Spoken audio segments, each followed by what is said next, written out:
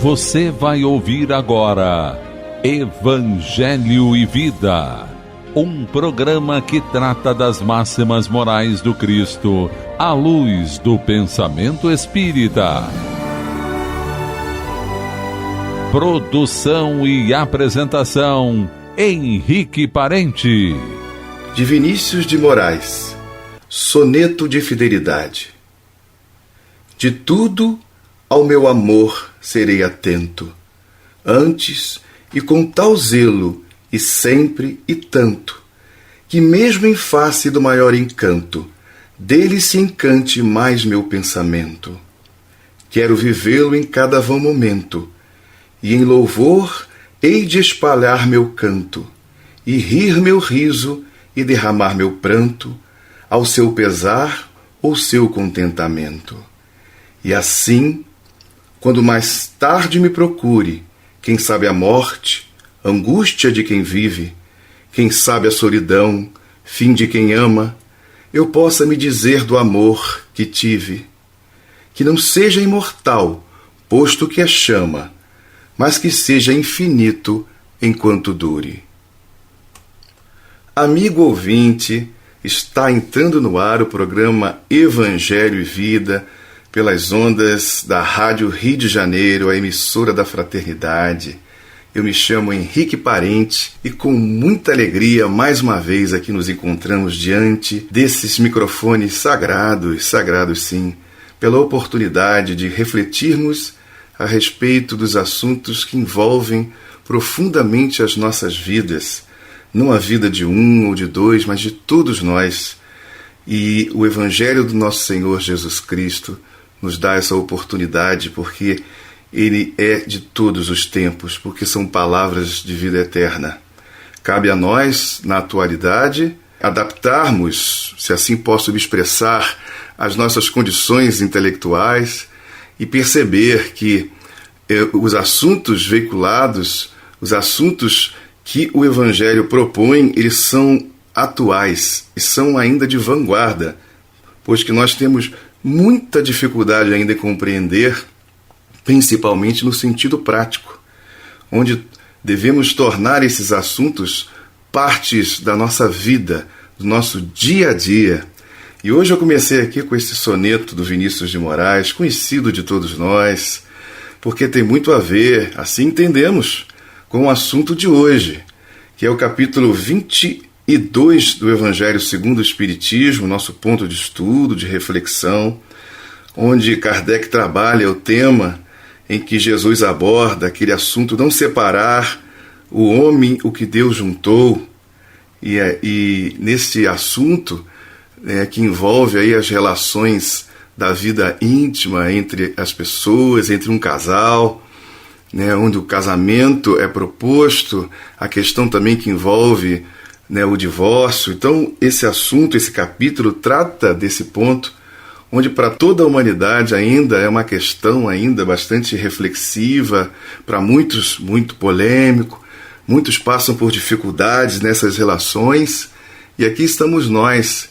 buscando, do ponto de vista da filosofia, da moral, proposta por Jesus, que entendemos ser a moral mais elevada que existe, que é como o Espiritismo aborda essa questão. Kardec diz em O Livro dos Médiuns que a bandeira que desfraldamos bem alto é do espiritismo humanitário e cristão. E a moral do Cristo é a moral mais elevada que existe, assim nos afirma o codificador. E nesse capítulo tão interessante, 22, não separar o homem o que Deus juntou, Kardec começa falando desses dois pontos, indissolubilidade do casamento e depois do divórcio. O casamento é indissolúvel e ele inicia aqui com um texto bíblico, como muitas vezes o faz. Está no Evangelho segundo Mateus, capítulo 19, versículos 3 a 9. E chegaram-se a ele os fariseus, tentando-o e dizendo: é porventura lícito a um homem repudiar a sua mulher por qualquer causa? E ele respondendo lhes disse: não tendes lido que quem criou o homem desde o princípio o fez macho e fêmea? E disse: Por isso deixará o homem pai e mãe, e ajuntar-se-á com sua mulher, e serão dois numa só carne. Assim que já não são dois, mas uma só carne. Não separe logo o homem o que Deus ajuntou. Replicaram-lhe eles: Pois, por que mandou Moisés dar o homem à sua mulher carta de desquite e repudiá-la? Respondeu-lhes Jesus: Porque Moisés, pela dureza de vossos corações, vos permitiu repudiar vossas mulheres, mas ao princípio não foi assim. Eu, pois, vos declaro que todo aquele que repudiar sua mulher, se não for por causa de fornicação, de adultério, e casar com outra, comete adultério. E o que se casar com a que o outro repudiou, comete adultério. E a partir daí Kardec inicia, né, esse diálogo, essa conversa a respeito daquilo que pertence à lei de Deus, daquilo que não pertence, ou aquilo que está em primeiro plano ou não. E Kardec começa comentando o seguinte: a não ser o que procede de Deus, nada é imutável no mundo. Tudo que procede do homem está sujeito a mudanças. Não é difícil a gente entender isso. Estamos inseridos num processo de crescimento, de amadurecimento intelectual, moral, espiritual. Então, as leis que a gente institui no mundo, elas podem e devem sofrer modificações, né? Mas continua aqui o codificador. As leis da natureza são as mesmas em todos os tempos e em todos os países. As leis humanas, porém, modificam-se segundo os tempos, os lugares e o desenvolvimento intelectual. No casamento, o que é de ordem divina é a união conjugal, para que se opere a renovação dos seres que morrem. Muito interessante, né? Já de cara a abordagem que Kardec propõe, fazendo a comparação em relação à lei de Deus. Então, aquilo que é de lei divina é aquilo que atrai, no caso, o homem e a mulher. E através dessa união conjugal, do sexo, da relação entre um casal íntima, uma relação íntima, e existe ali surge uma necessidade em comum, um desejo, e isso mantém a vida como ela é. A reprodução, a lei de reprodução dos seres que vão morrendo, os outros que vão nascendo, e assim por diante. E Kardec continua mais embaixo, no item 3, o assunto, porque ele não para por aí não. Mas na união conjugal, diz Kardec, ao lado da lei divina material, comum a todos os seres vivos, que é essa que acabamos aqui de comentar, a lei de reprodução através do sexo, né? Ao lado dessa lei, existe outra lei divina, imutável, como todas as leis de Deus, e exclusivamente moral, que é a lei do amor. Deus quis que os seres se unissem não somente pelos laços carnais, mas também pelos da alma, a fim de que a mútua afeição dos esposos se estenda aos filhos, e para que sejam dois, em vez de um, a amá-los, tratá-los e fazê-los progredir. E aí a gente percebe, né, nesse diálogo incrível de Kardec, essa questão. Vai além da atração, da união física, do desejo e da reprodução das espécies, mas também uma lei exclusivamente moral, como propõe o codificador, que é a lei do amor, que faz com que as pessoas se unam, se aproximem umas das outras. E essa união, esse sentimento que nasce, que aproxima as pessoas, ele transborda, né, nessa expressão comum e acaba, né, atingindo, afetando aqueles que estão em torno de nós. Aqui no caso especificamente, Kardec fala dos filhos, onde a gente, através dessa união, onde dois se tornam um, no sentido filosófico, para cuidar, né, de um outro ou de outros que virão através dessa união. E a gente percebe aí o que é lei de Deus e o que não é. a partir dessa referência, porque isso é um referencial para todos nós, para que a gente olhe para a nossa vida em comum, desde os tempos, né, antigos até a atualidade, e perceba as diferenças que existem nesse tempo, né, mesmo, desde a antiguidade até a atualidade, a respeito do comportamento do homem. Kardec vem perguntando um pouquinho aqui, abaixo, o seguinte: nas condições ordinárias do casamento, é levada em conta a lei do amor? Absolutamente, diz ele.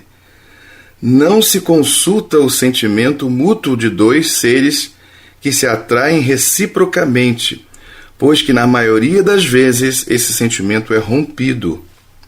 O que se procura não é a satisfação do coração, mas a do orgulho, da vaidade, da cupidez, numa palavra, todos os interesses materiais. E aí fica, né, mais uma questão para que a gente possa refletir e comparar a nossa vida, a maneira como a gente tem buscado a união junto a outra pessoa, quais são os interesses que realmente faz com que o ser humano se sinta atraído por outro e unam-se.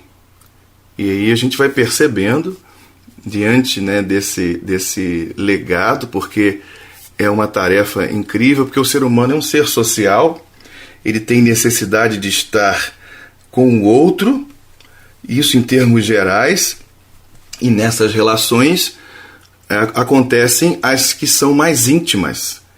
E a gente percebe na atualidade, a gente sabe das coisas que acontecem, como o ser humano tem vivido, são as escolhas de cada um, e não cabe-nos um julgamento aqui, a ideia não é essa, mas quando a gente pensa na proposta da construção de uma vida vinculada aos aspectos espirituais, que são a nossa verdadeira natureza, a gente aprende com esse impulso que nos é dado a comparar a nossa vida e a qualidade de vida que estamos construindo, que estamos tendo, né, ou que tivemos e a que podemos ter em relação ao futuro.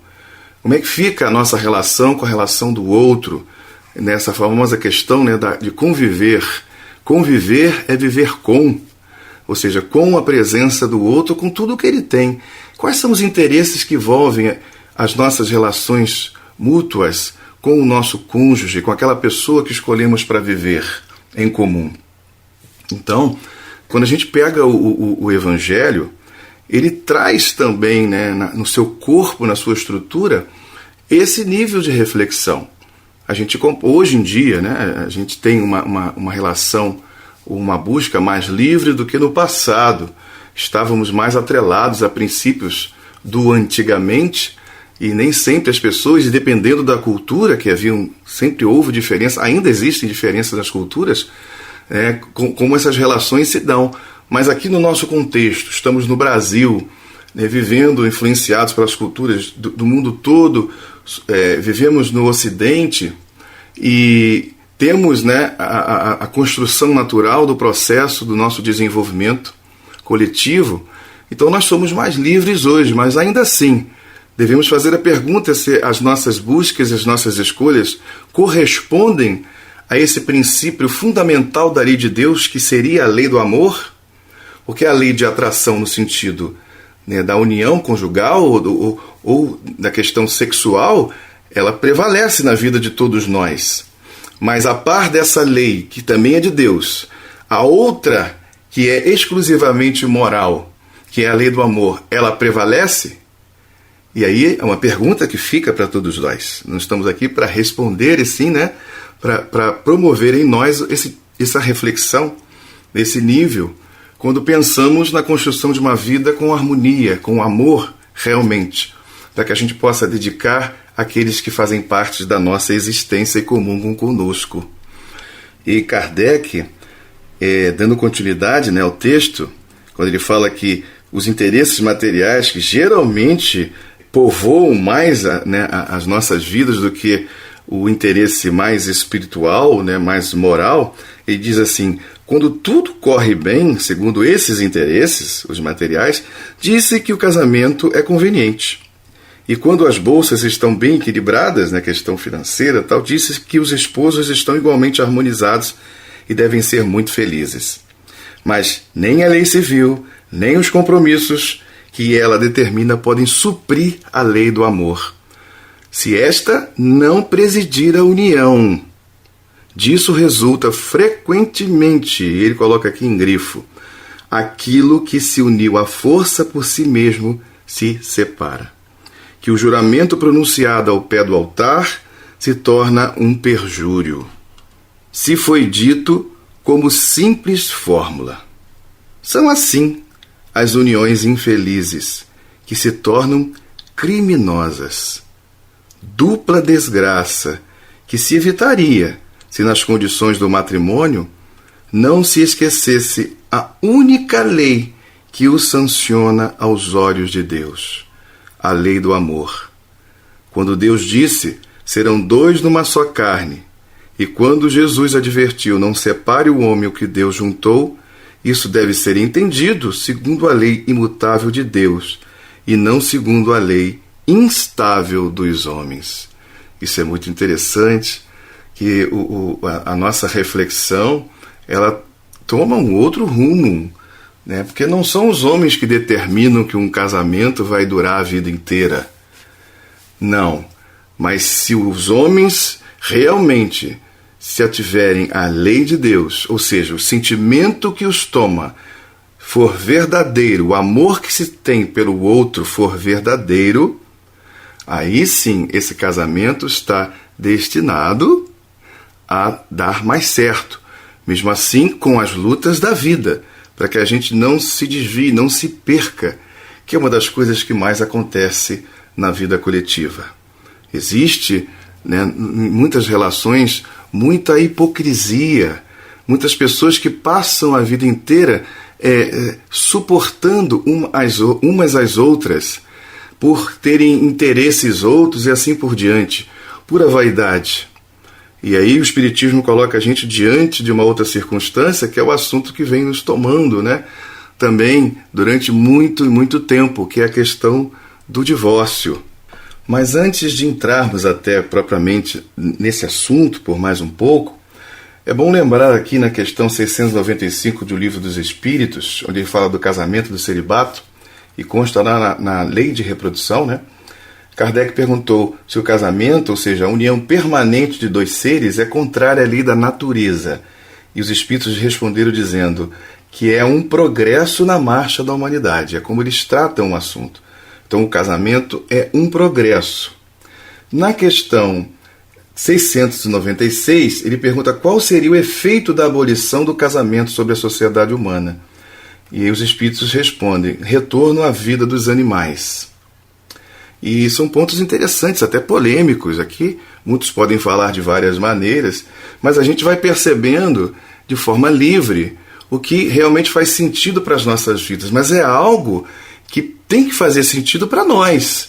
Não é para ser uma imposição da sociedade propriamente, mas é para ser compreendido, absorvido por nós, para que a gente possa então nos identificar com tais ideias e vivê-las livremente, com o acerto ou buscando o acerto nas nossas vidas.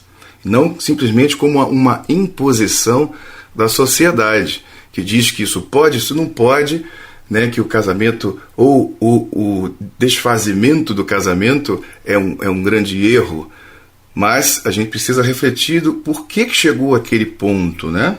E voltando aqui para o Evangelho segundo o Espiritismo, no item 4, Kardec diz assim: a lei civil seria então supérflua e deveríamos retornar aos casamentos segundo a natureza? Não, certamente, diz ele, porque a lei civil tem por fim ou por objetivo regular as relações sociais e os interesses das famílias, segundo as exigências da civilização. Eis porque ela é útil, necessária, mas variável. Deve ela ser previdente, porque o homem civilizado não pode viver como o selvagem. É interessante, e como vivemos tempos onde às vezes precisamos até prestar bem atenção no que estamos falando, né, ou mesmo lendo, é importante a gente perceber que estamos diante de uma observação do homem com uma proposta da construção de uma vida superior. E estamos inseridos no contexto social, aprendendo aquilo que é certo e que é errado. O próprio Livro dos Espíritos já nos ensina que as leis de Deus estão inscritas em nossa consciência, questão 621. Então é a partir das relações é que o homem vai percebendo o que realmente tem a ver com essas leis naturais, que são as leis de Deus. Essas são imutáveis. E vamos pouco a pouco construindo, né, uma dimensão mais aprimorada da vida. Vamos deixando de lado determinadas questões, determinados comportamentos. O que não devemos fazer é sermos preconceituosos em relação às outras pessoas. Cada um está no momento e ninguém é melhor do que ninguém. Nós estamos em momentos diferenciados apenas. E à medida que estamos aprendendo alguma coisa que tenha aparentemente mais valor, é importante a gente também auxiliar aqueles que não alcançaram, não chegaram no ponto onde o outro chegou. Que é uma troca, é uma ajuda. Mas nunca diminuindo o outro, achando que o outro não tem valor, ou um valor diminuído, né, um menor, nesse sentido. Mas vamos aqui, que já estamos indo para o finalzinho do nosso programa, né, e esse assunto é muito interessante. E aí Kardec vai falar de forma mais específica em relação à questão do divórcio, né, que coloca o divórcio como uma lei humana, cuja finalidade é separar legalmente o que já estava separado de fato. Diz Kardec, não é contrário à lei de Deus, pois só reforma o que os homens fizeram e só tem aplicação nos casos em que a lei divina não foi considerada. Eu acho isso incrível, né? Porque realmente, né, a questão do divórcio permite às pessoas a refazerem até as suas vidas. Claro que o ideal não seria esse, ninguém está aqui fazendo apologia a esse tipo de circunstância. É sofrido, é lamentável muitas vezes até que essas coisas ocorram, mas é uma oportunidade das pessoas poderem reestruturar e reaprender a até amar a si mesmos e a outra pessoa até de uma maneira diferente, reconstruindo a vida. É assim que as coisas seguem. Então não pode ser contrário à lei de Deus.